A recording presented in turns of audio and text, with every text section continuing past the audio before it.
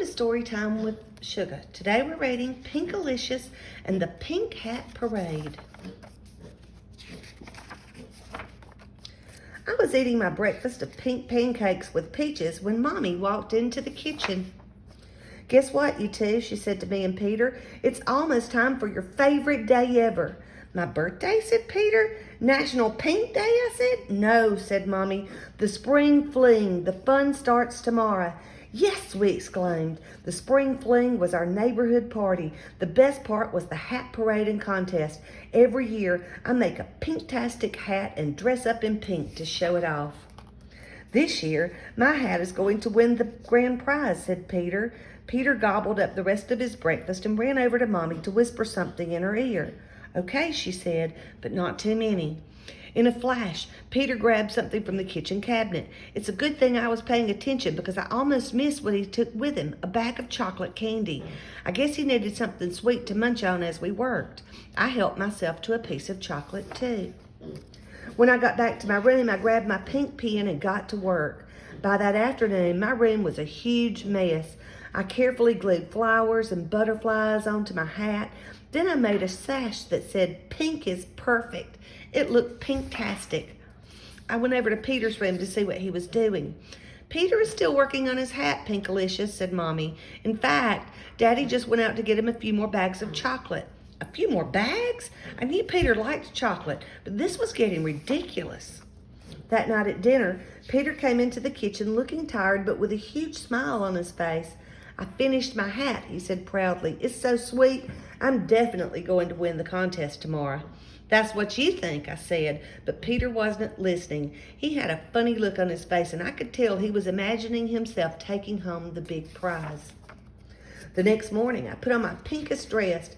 Peter and I rushed through breakfast and grabbed our hat boxes.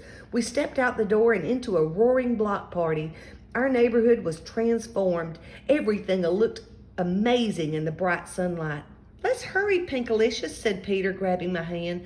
"The parade is going to start any minute." We dodged past a boy with a balloon and swerved around the cotton candy machine. By the time we got to the spot where everyone was lining up, I was hot and thirsty. It was finally time for the parade. I took my hat out of the box and put it on right away. The beautiful paper flowers and butterflies I had made sparkled in the sunlight. "Peter," I said, "don't I look perfectly pink?" Peter didn't answer. He was too busy trying to get his hat out of the box. "Help me, Pinkalicious," he cried. "My hat is stuck." I reached in the box to pull out the hat when my hand felt something sticky. "Peter," I cried, "what is this stuff?" We tugged and tugged and tugged. When the hat finally came out of the box, I couldn't believe my eyes. My brother had made his hat entirely out of chocolate. "Come on, Pinkalicious," Peter grinned, holding his creation proudly. He wiped away a bit of melted chocolate as he put the hat on his head. "Let's go." As we marched through the neighborhood, I walked proudly in my pink-tastic hat. It was the prettiest hat in the whole parade. Walking was a little tricky because I also had to make sure I didn't step in little pools of mud that lay in the path in front of me.